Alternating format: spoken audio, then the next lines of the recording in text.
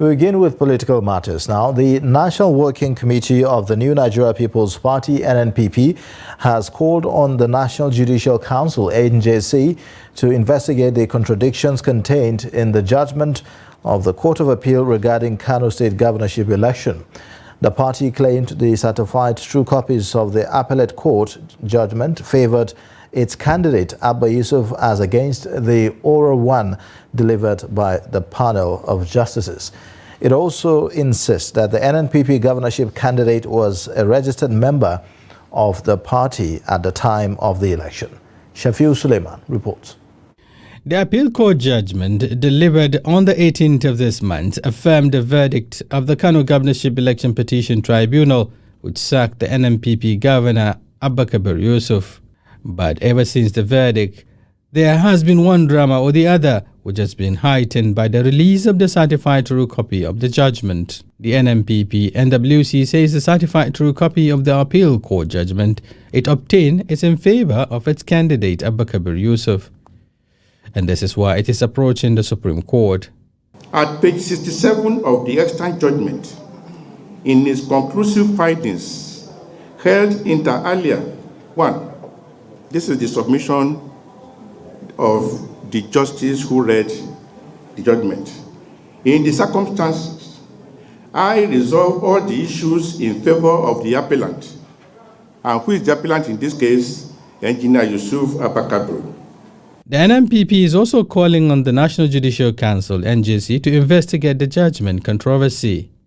Meanwhile, the All Progressives Congress, APC, says it is yet to get certified true copy of the judgment to verify the NNPP's claim of contradiction.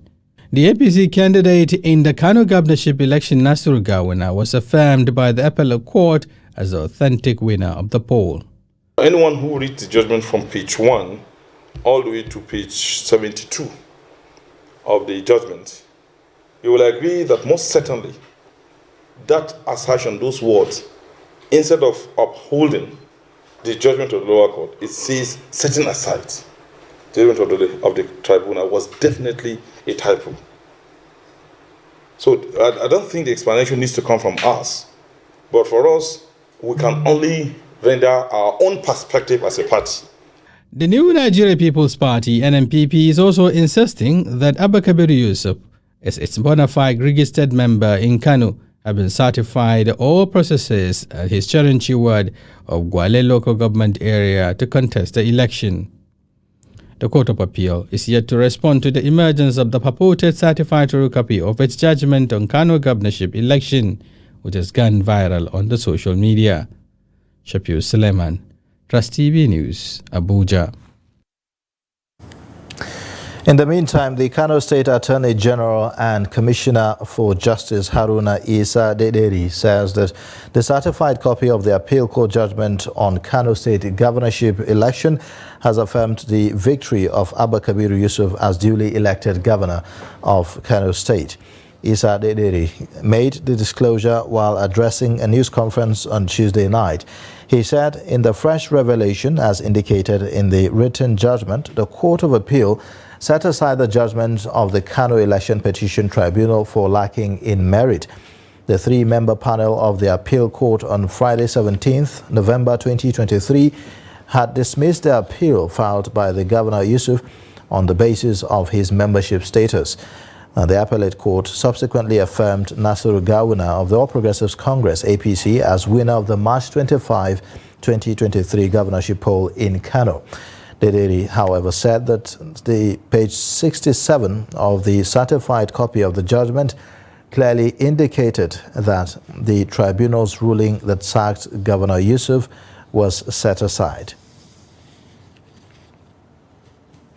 Now, joining us for some perspectives to the controversy is Clement Oloyede, Group Political Editor, Media Trust Limited. Thank you so much for joining us on the News Hour tonight. Thank you for having me. Thank you. All right, Clement, what do we know so far about this controversy? A lot of people have been talking, lawyers, supporters of both political parties. I'm glad to tell you that we have a breaking news, and that is coming from the Court of Appeal, The Registry of the Court of Appeal has just issued a statement, which we are still trying to digest. But from what I've heard from the statement so far, there are two angles to it. The Court of Appeal has said its judgment stands, and that is that the appeal filed by Governor Abba Kabir Yusuf has been set aside. And that is the position of the Court of Appeal. And it has also admitted that what came out as contradictory rulings in that judgment were nothing but clerical errors. It had admitted the errors, and it has also said that the judgment stands. So that is the situation as it stands. Is a breaking, is the developing, like you know, is a developing story. That's what we have in the last few minutes. But stepping a little bit back from what we gathered from yesterday, it's been a roller coaster of a journey from yesterday night, when we first got our hand on the certified true copy of the judgment. There is no doubt at this moment, everybody already have an idea of what was contained on the page, I think page 67 of the CTC of the judgment. In one breath, the Court of Appeal said the finding, they had found out that the life issues in the appeal were resolved in favor of the first respondent as the APC. But in another breath, the Court of Appeal said that the judgment of the tribunal which sacked Abba Kabir Yusuf has been set aside. So that generated a lot of controversy. There were confusions, and few hours ago we had reports from Kano that some supporters of the NNPP, ostensibly because of the judgment, these controversies, took to the streets after observing a prayer at a mosque in the city, took to the street to express their dissatisfaction with the judgment of the Court of Appeal.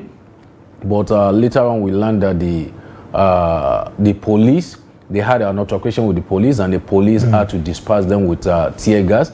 That is the situation in Kano. The situation from before I came on air now, I spoke with some of our sources, some of our reporters in Kano, and they said the town is a little bit tensed, although there is no issue at the moment, but everybody seems to be going about wary of what might happen next. But the police have already deployed across the state. But this is the situation in town.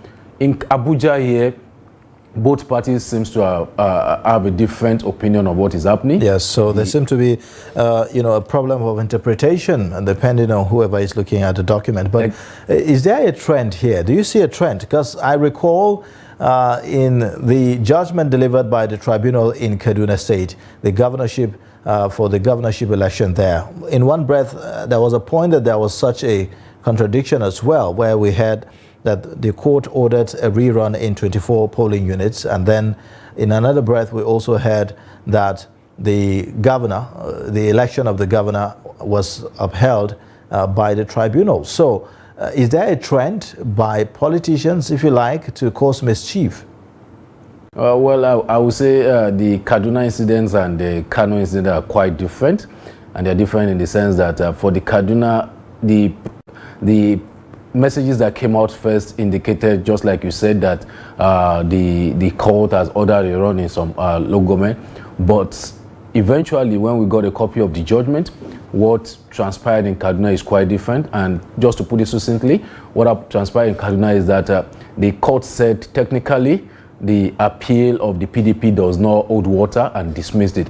But the court went further to say, okay, even after dismissing it, we are going to look into the cross of the matter, and found out that if the case had not been filed wrongly, it will have held that the appeal succeeded. So in the case of Kaduna, there are two issues. The court first held that no, okay, this appeal doesn't should be dismissed because it does not fall within time. But you find political parties constantly, each person trying to claim victory. Yes, in both cases. It's a constant scenario in Nigerian political system. In fact, covering the judiciary over the years, I found to understand that even it's not just the politicians, even lawyers are sometimes guilty of this. When you cover politically exposed persons, and you find out that journalists are not in court once in a while, and you have to depend on lawyers for interpretation. You hear a different interpretation from the perhaps the respondent from the defendant's lawyer. When you ask the applicant's lawyer, you hear a different interpretation. So I would like to say that I would like to believe that the politicians are also cut from the same clothes like the lawyers in this kind of situation. And law, as we come to know it, depends on the interpretation that you choose to have. In the same judgment, you can have a different interpretation. Like you said, like you rightly said, there are different interpretations. The APC from their press conference today is saying, okay, the judgment is clear. What was read in court is the authentic position of the court, because obviously that favors the APC. But if you look further, the NNPP is saying, okay, well, let me add this. In the notice of appeal filed by the NNPP today, because the NNPP has already filed a notice of appeal before the Supreme Court, in the notice of appeal, the NNPP is saying in one breath that, okay, please dismiss the judgment of the appeal court. But the part that favors us, the part where you said, okay, where the court said the judgment of the tribunal court should be set aside, please uphold that. So you see, eventually it's always about interest.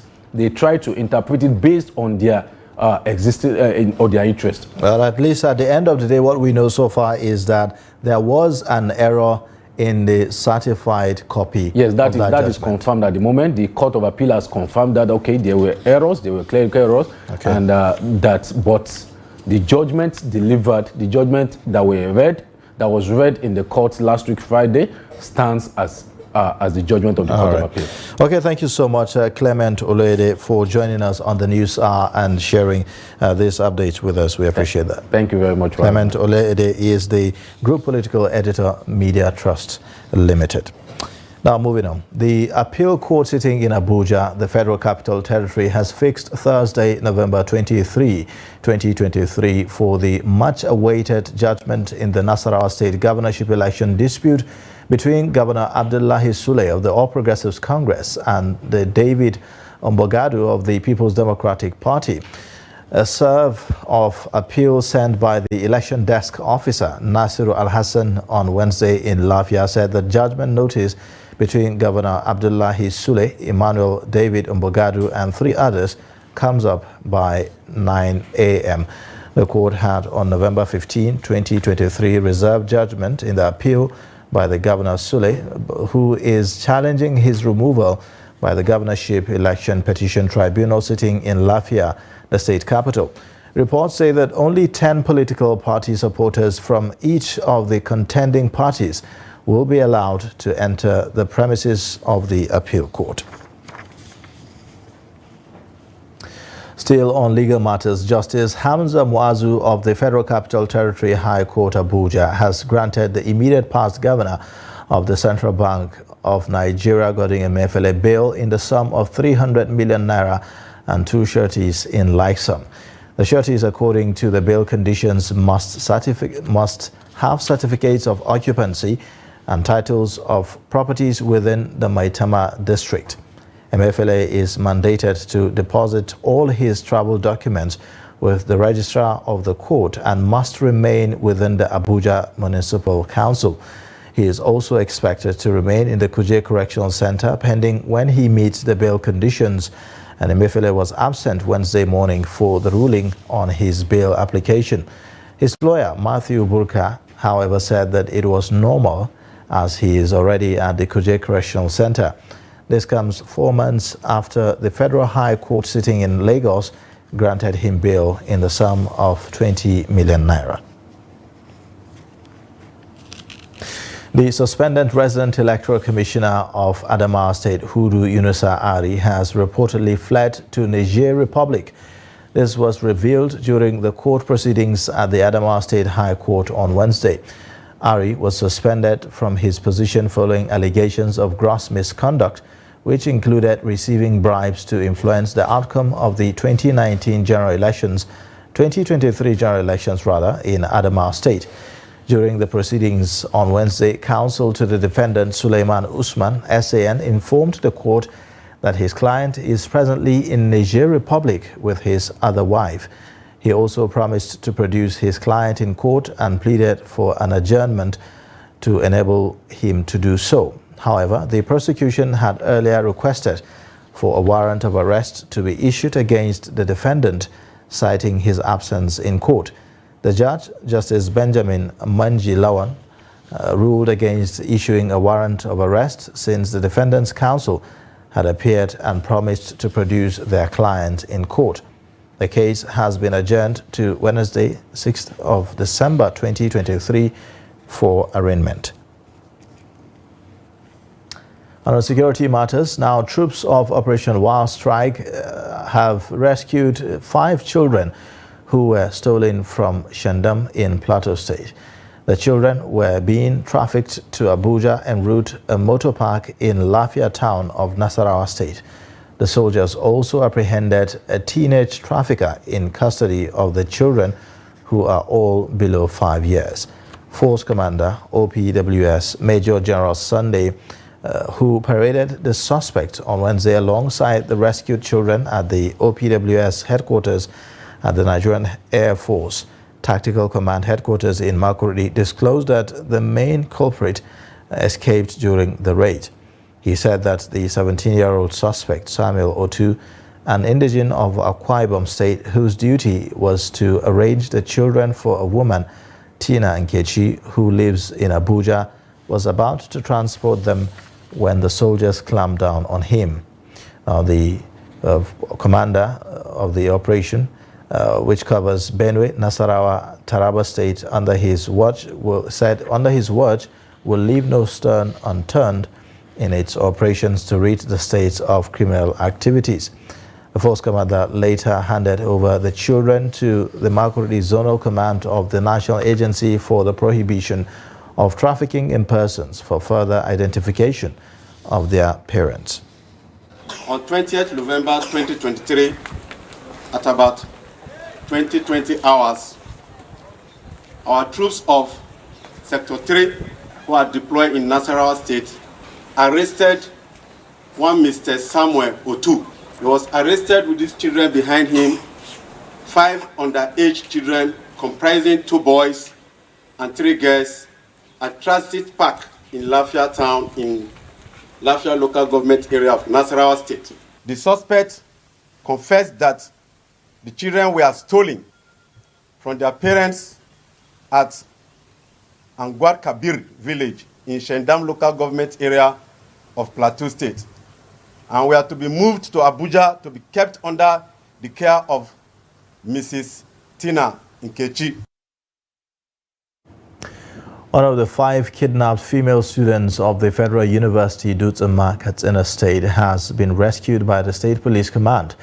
Her rescue followed an operation by the police on Monday. According to the police spokesman, ASP Abubakar Aliyu, in a statement issued on Tuesday, the victim, whose identity was withheld for security reasons, was rescued in Bilbis village of neighboring Zamfara State. He restated the commitment of the command to employ available resources to ensure the rescue of the remaining 4 kidnapped victims. On November 4th, 2023, 5 female students of the university were abducted by suspected terrorists, with police confirming the arrest of 1 suspect in connection with the incident. The victims were said to have been kidnapped in their residence behind Mairamo Ajiri Memorial International School along Tsakia Road. Troops of the Joint Task Force Northwest Operation Hadarin Daji have rescued 31 kidnapped victims in Sokoto State. This followed a series of clearance operations by the task force at the terrorist enclaves in its areas of operations in the Northwest. In a statement made available on Wednesday in Gusau, the spokesman for the Operation Hadarin Daji, Captain Yahaya Ibrahim, said that the troops in Tangaza local government area of Sokoto State cleared Alia Fulani village and Buani forest, where 30 kidnapped persons were rescued. He disclosed that all bandits' hideouts discovered by the troops were destroyed as the terrorists abandoned their captives and fled from their camps before the arrival of the troops. The troops also proceeded to Goboro village, where 1 female kidnapped victim was rescued. The Commissioner of Police in Adamawa State, Afolabi Babatola, has strongly condemned the recent conflict between some police and military officers in Yola North local government area of Adamawa State. The clash, which resulted in an exchange of fire and brutal attack on the police facility, led to the death of Inspector Jacob Daniel. The CP has therefore ordered an immediate investigation into the matter to ensure justice is served and peace is restored. The police boss called for calm, assuring the public that the top management of both security agencies are working to address the situation in a legal and judicious manner. He also warned that attacks on security officers in the line of duty will no longer be tolerated under any guise, adding that any unwarranted conflict will be dealt with in accordance with the extant laws. Meanwhile, the Adamawa State Governor Umaru Fintiri has called on the people of the state to remain calm and go about their business. In a statement made available to journalists by the Chief Press Secretary to the Governor, Homwashi Onosiko, the Governor appealed for tolerance among security agencies, describing the incident as unacceptable at a time of peace building. While regretting the ugly incident, Governor Fintiri disclosed that government is on top of the situation and appealed to the parties to exercise restraint in the overall interest of peace in the state. He urged all security personnel on special assignment to remain at their duty posts and conduct themselves with a high sense of maturity. The Nigeria Security and Civil Defense Corps (NSCDC) has admitted that 2 of its personnel were involved in the evacuation of the missing radio tower belonging to Media Trust Limited and vowed to fish out the culprit. The Niger State Command Public Relations Officer of the Corps, Nasser Abdullahi, said in a statement on Wednesday that 2 officers, one serving with the Niger State Command and the other serving with Kaduna State Command, were approached by a scrap metal dealer to provide him security cover to transport the items to Abuja from Maikujeri Rafi local government area of Niger State to Lagos, denying that the tower was confiscated by the command. According to Abdullahi, the command is presently on the trail of the culprits and officers involved with the aim of bringing them to face the long arm of the justice. Now, the appeal to members of the public and the media to continue keeping their faith in the command, which he said will not for any reasons allow the matter to be swept under the carpet without bringing those involved to book. You're watching the News Hour on Trust TV. Coming up shortly, stakeholders call for concerted efforts to tackle Noma disease. Details and more after the break.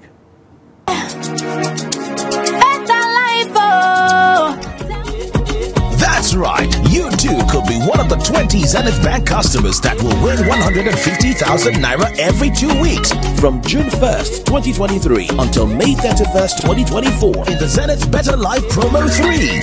To qualify, simply open a Zenith Bank account. For more information, visit www.zenithbank.com/betterlife. Live the better life with Zenith Bank. Why did you develop this reputation as somebody who is difficult to work with? I will tell the truth. No matter whose ox is gored, I will say exactly how it is. This is why I actually sympathize with commissioners of nowadays, where a commissioner sometimes is just a picture. You find somebody, even a cleaner and the governor's wife, can interfere with their abilities. Even the ministers, there are very many who respected me, simply because I never complained about them. I never went to ask for a favor, never. So none of that has happened? Nothing. But if it hasn't happened, do you have hope that now another government coming in? There's no hope. So you've given up on given politics? I've given up. Yes. It's gone, it's gone. Retrenchment from work is the most hated thing by unions. It's loss of job means that is loss of life, in fact, for civil servants at that time. Nigeria's economy, Nigeria's security, Nigeria's intelligence This is what the materials we were handling. And I thought government would be very interested. The reasons why you adopted federalism is not because of finesse, not because you like it. It's because of its functional utility.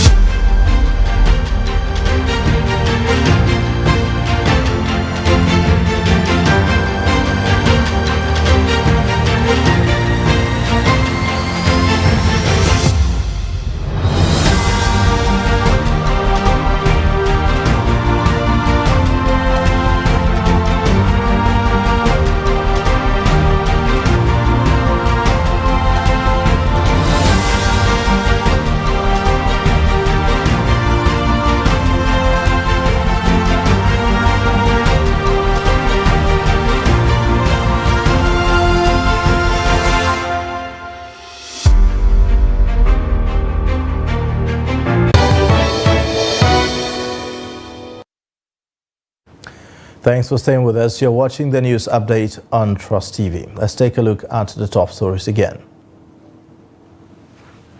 NNPP claims victory after controversy surrounding certified true copy of Kano Appeal Court judgment. Court grants former CBN Governor Emefiele 300 million naira bail.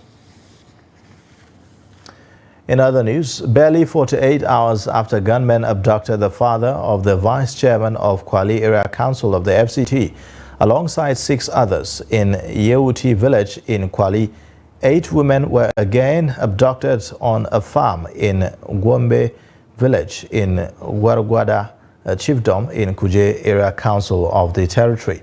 The resident of Wargwada, Usman Yakubu, said that the incident happened on Monday. Now, he said that the women were harvesting Beni seed when the gunmen wielding AK-47 rifles appeared and surrounded them. A chief from a village in the chiefdom who preferred anonymity confirmed the abduction and said that 4 among the women are from one home. The FCT Police Command is yet to issue a statement on the incident. Borno State Governor Babagana Umar Zulum has announced the closure of Government Senior Science Secondary School, Mungunu IDP's camp, to pave way for the rehabilitation of the school and resumption of academic activities. Zulum made the announcement on Tuesday during an inspection visit at the camp to assess the extent of destruction resulting from Boko Haram attack and the prolonged use by internally displaced persons. Now, the school in Mungunu houses IDPs from parts of Kukawa, Nganzai, Marte, and Guzamala, displaced by Boko Haram insurgents. Zulum stated that the IDPs will be relocated to occupy 1,000 resettlement houses built for citizens affected by the over 1-decade-old Boko Haram insurgency. The governor also noted that IDPs who are from communities and villages that have attained relative peace will be returned, particularly those from Kekeno, Mile 90, and Yoyo, among others. The governor said that Borno State government will provide a resettlement package to those that are willing to return to their ancestral lands. At least 17 people were killed in an auto crash on Tuesday at Takalafia village on Yawuri Expressway in Magama local government area of Niger State. The FRSC Public Education Officer, BC Kazim, confirmed the incident in a statement he issued in Abuja. Kazim explained that the accident occurred at about 3 a.m., adding that it involved 229 people, comprising 220 male adults, 4 female adults, and 5 male children. According to him, the crash involved a DAF-articulated vehicle engaged in speed violation, resulting in loss of control. Kazim said that 206 male adults, 1 female adult and 1 male child were rescued but had different degrees of injuries. The FCT Minister Nyesom Wike has admonished residents of the territory to remain hopeful for a better Nigeria under President Bola Tinubu's administration. Wike gave the admonition during his inspection of the ongoing project within the FCT. Habibat Ajayi reports. At an inspection of road projects managed by Glimo and CDC companies, the FCT minister reviewed significant developments within the infrastructure landscape of the FCT. The projects include the Outer Southern Estate Phase 1, M20, Body of Benches and EFCC Road. Expressing confidence, the minister assured residents of President Tinubu's commitment to transforming Nigeria into the nation of their dreams. Well, as you're passing by Muhammad Buhari junction place, we already started laying the stone base for the right service carriageway, and we are also doing the bending course at between the 2 NIA gates. When you're passing by later, you will see we are laying the asphalt there. We are really like for that section, we already like 90% macadam for main carriageway. We are now in the railing course. We believe, and especially in of God, it is one of those projects he appoints for 1 year in office for Mr. President. It's going to be a lot of road commission in this part of Africa. But the contractors have done very well. Very quality jobs. I commend them. And still continue to appeal to them not to lower standard. Some FCT residents expressed satisfaction with the ongoing road construction and highlighted the positive impact on the territory's infrastructure. Habibat Ajayi, Trust TV News, Abuja. The Minister of the Federal Capital Territory, Nyesom Wike, has expressed satisfaction with the progress of work at the construction sites in various areas of the FCT. Wike disclosed this while on inspection of some of the projects within the FCT. Again, Habibat reports. During the inspection, the FCT minister reviewed the progress of projects undertaken by Julius Berger and Cetraco Complaints.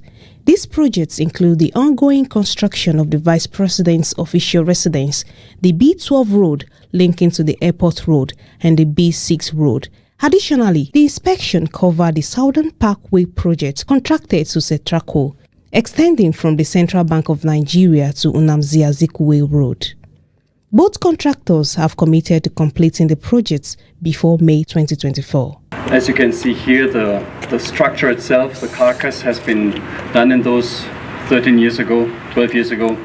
Also, if you see inside, some of the finishing works like the stone tiling and some ceilings and wall panels have been installed.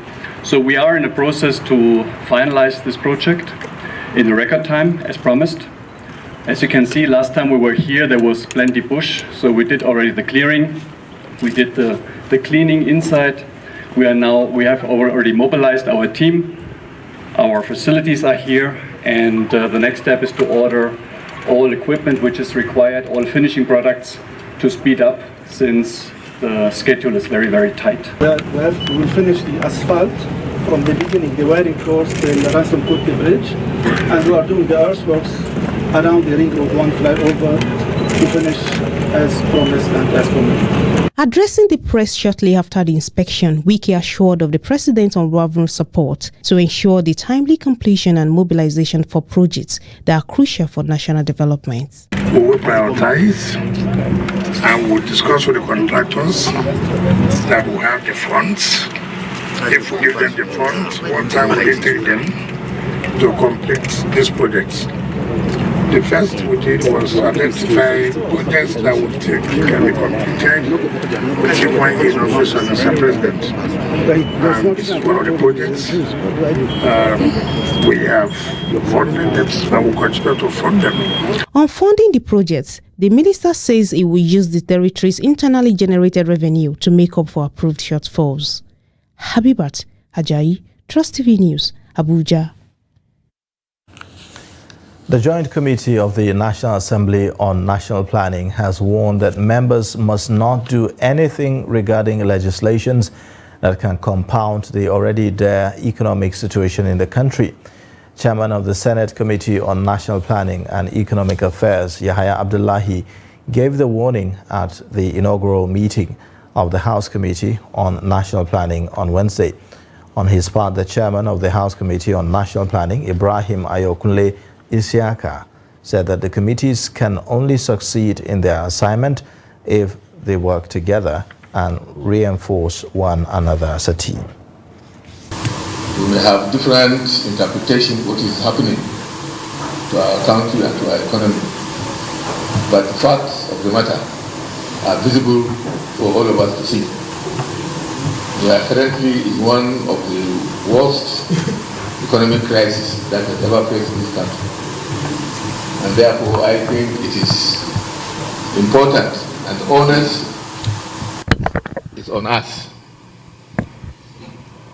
the two committees, to sit down, engage with the executive arm of government so that we can be able to think through the basic issues that are central to the workings of this economy and the challenges that we are facing and the way forward.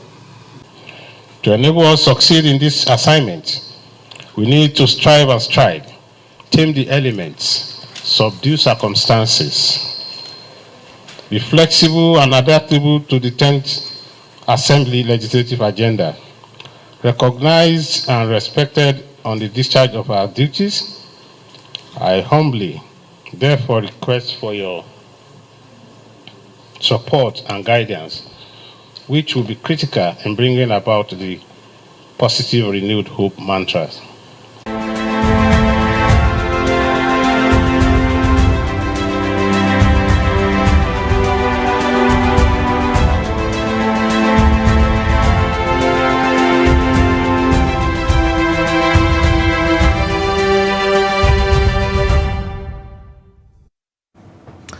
As the present economic hardship across the country continues to take its toll on different sectors of the economy, women selling sugarcane as a source of livelihood in Kaduna State have been lamenting the surge in the price of the commodity. Trust TV's Bello Musa, who visited the Kaduna River bank where the women come to buy the product, reports that although they have come to terms with the economic situation, the price increase is however threatening the survival of the business. The report. They defy all odds to earn a living by using local canoes as the only means of transportation to farms across the river, where they buy the sugar cane and sell in the Kaduna metropolis.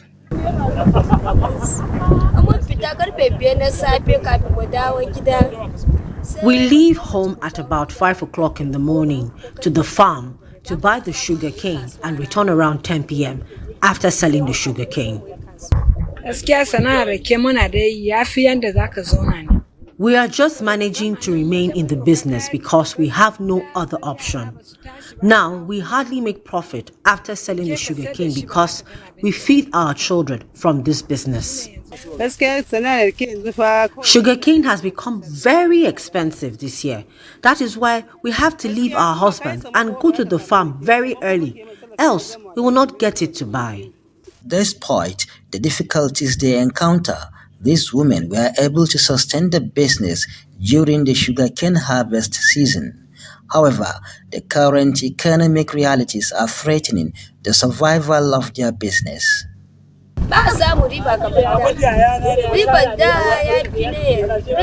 We used to make more profit in the past, but now we buy 4 sticks of sugarcane at the rate of 1,000 naira, and if we don't get good sugarcane, then we will find it difficult to make profit. Muhammad Mansour is a sugarcane farmer at the river bank where we met him. He told us some of the factors that led to the increase in the cost of sugarcane. Dalilin da yasa rake tsada idan ka lura rayuwan ta canza komai yayi tsada ba kamar. Rising cost of living is responsible for the increase in the price of sugarcane. Moreover, the cost of fertilizer is another factor, because we used to buy a bag of fertilizer at the rate of 6,000 to 7,000 naira, but now we buy a bag at about 20,000 naira. We use machines to irrigate the sugar cane, but now we have to buy fuel at exorbitant rates. The women and other youths who also engage in buying and selling of the sugarcane across the river are appealing to the government to intervene through inputs and other incentives that will enable farmers produce and sell sugarcane at a rate the buyers will be able to sustain their businesses. Bello Musa, Trust TV News, Kaduna.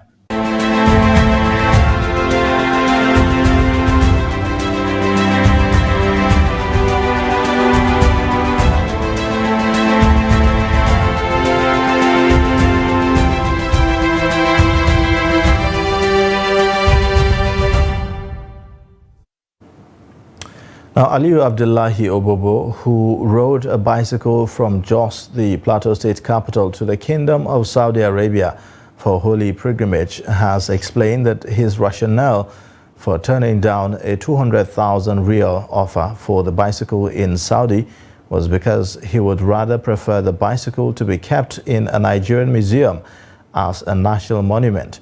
The Nasarawa state-born, who made the historic journey between February 2021 to December 2022, said that he was aware that the 200,000 rial offered him was equivalent to about 40 million naira, but that he decided to reject the offer in order to keep the bicycle and hand it over to the winner of the February 2023 Nigerian presidential election for safekeeping in the museum. Dixon Adama, who was there, sent in this report as presented from our studio.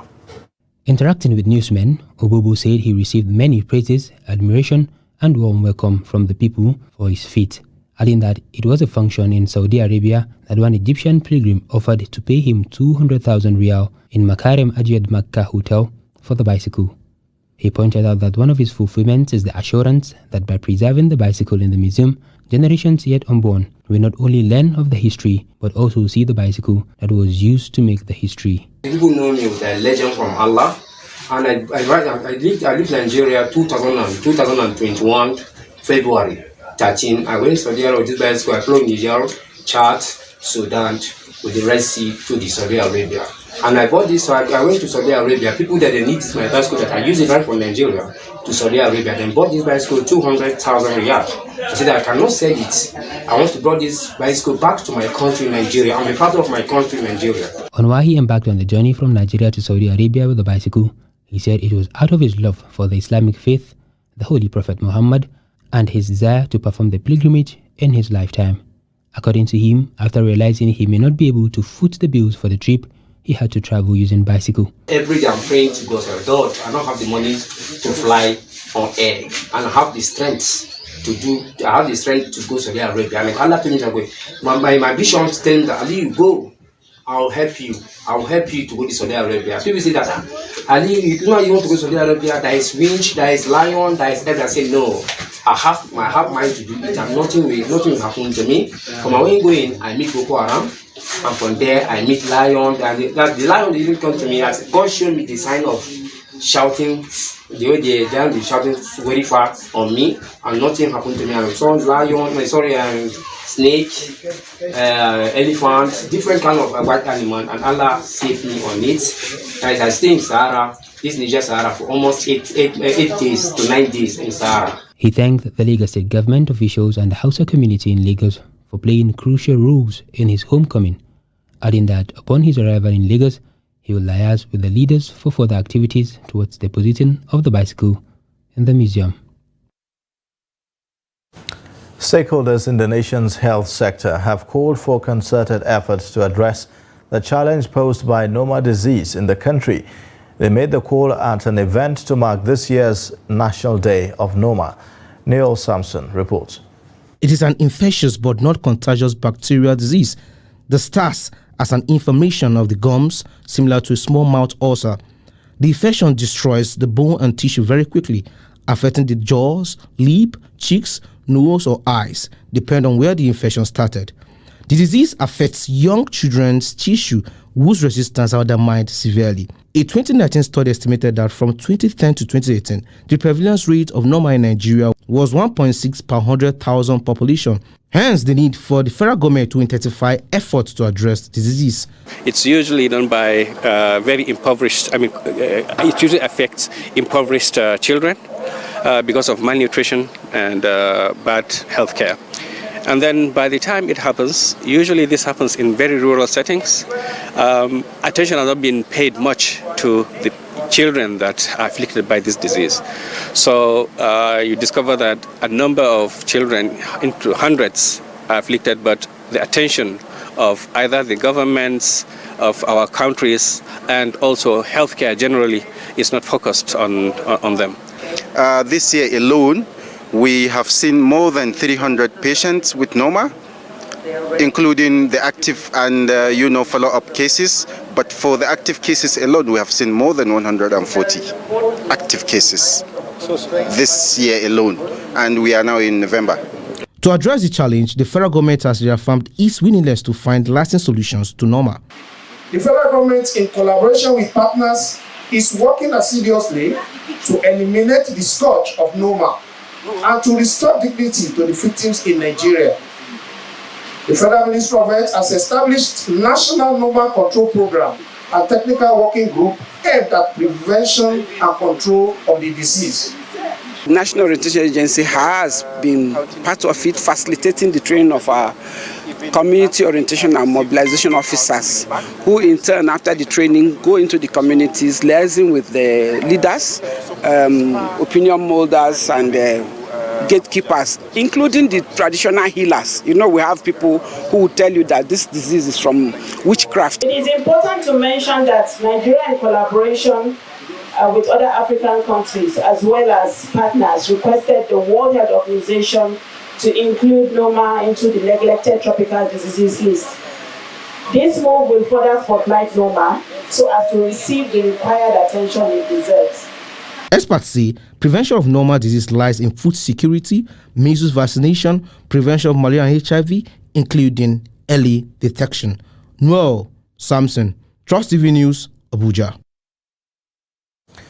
The International Air Transport Association has revealed that funds trapped by foreign carriers operating in Nigeria and other parts of Africa have surpassed a staggering $1.68 billion. IATA's Regional Vice President of Africa and Middle East, Kamil Al-Alwadi, revealed this at the African Airlines Association 55th meeting in Entebbe, Uganda. Chamaka Enendu reports. Apart from Nigeria, other countries holding airlines funds are Ghana, Ethiopia, Angola, and Zimbabwe. According to the International Air Transport Association, this revelation underscores the economic impact of international air travel in the region. This figure is indeed significant, as the aviation industry has long been a vital contributor to the economic development of nations, fostering tourism, trade, and connectivity. The revelation comes amid efforts by African governments to bolster their aviation sector, improve infrastructure, and enhance regulatory frameworks to attract more international carriers. If we want to boost investor confidence in our economy, then we need to demonstrate evidence that we are ready to fix the problem.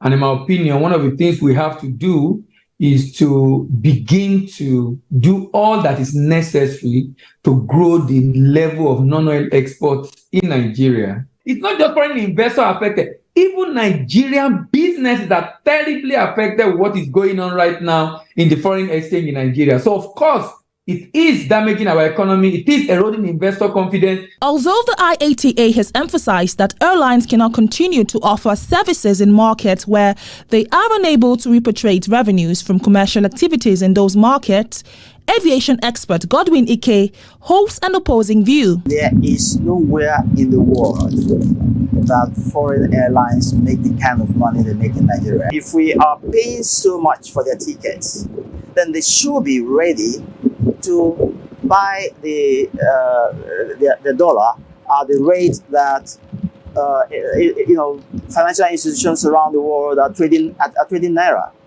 Well, I wouldn't call it, in my own language, I wouldn't call it blocked as in blocked. If they are willing to trade their naira elsewhere and get the dollars they are looking for, if they are willing to do so, some of us can give them information on how to go about it. Whatever the case, stakeholders are hopeful that a swift resolution will be reached, as the aviation sector is not only an economic enabler, but a pillar of modern economies. Chiamaka Nendu, Trust TV News, Abuja. Away from Nigeria now, Israel and Hamas on Wednesday agreed to a ceasefire in Gaza for at least 4 days to let in aid and release at least 50 hostages captured by militants in exchange for at least 150 Palestinians jailed in Israel. The first truce reached after mediation by Qatar was hailed around the world as a sign of progress that could ease the suffering of Gaza's civilians and bring more Israeli hostages home. Israel said that the ceasefire could be extended further as long as more hostages were freed. Meanwhile, the United Nations has welcomed the deal between Israel and Hamas to free hostages and pause the fighting and bombardment in Gaza, but said that much more needs to be done. UN Secretary General Antonio Guterres described the move as an important step in the right direction. Let's now take a look at sports update put together by Emmanuel Fashimi.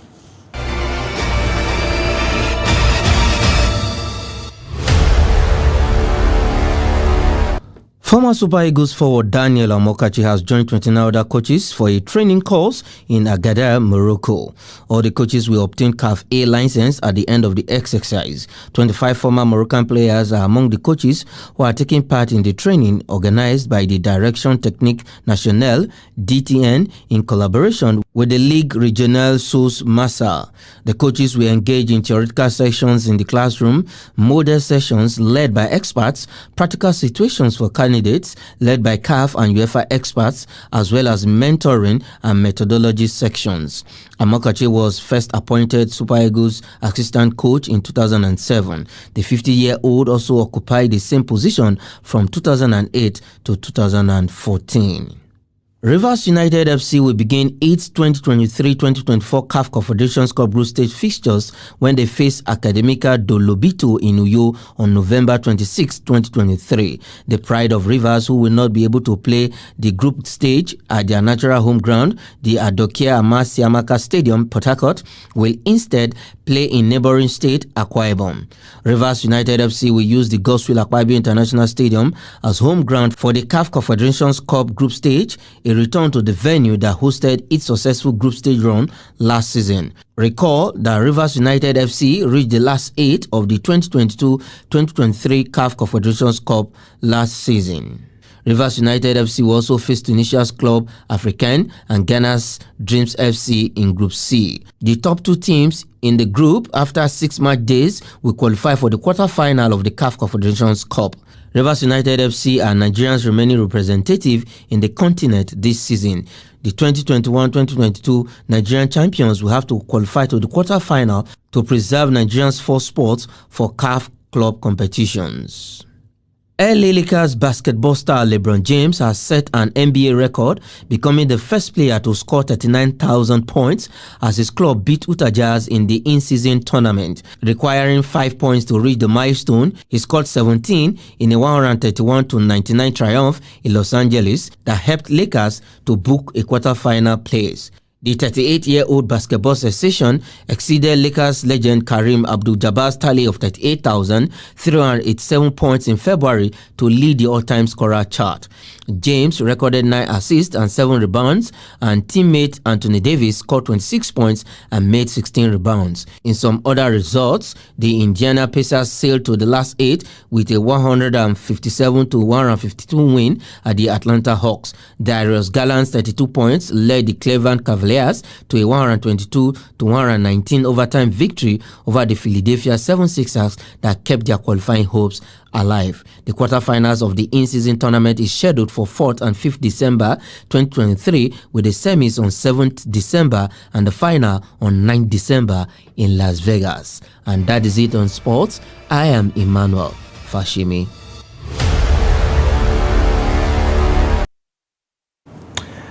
And that wraps up the news hour for tonight. In case you've missed, you can always catch up across all our social media platforms and also on our YouTube live stream. I am Ayuba. Thanks for watching.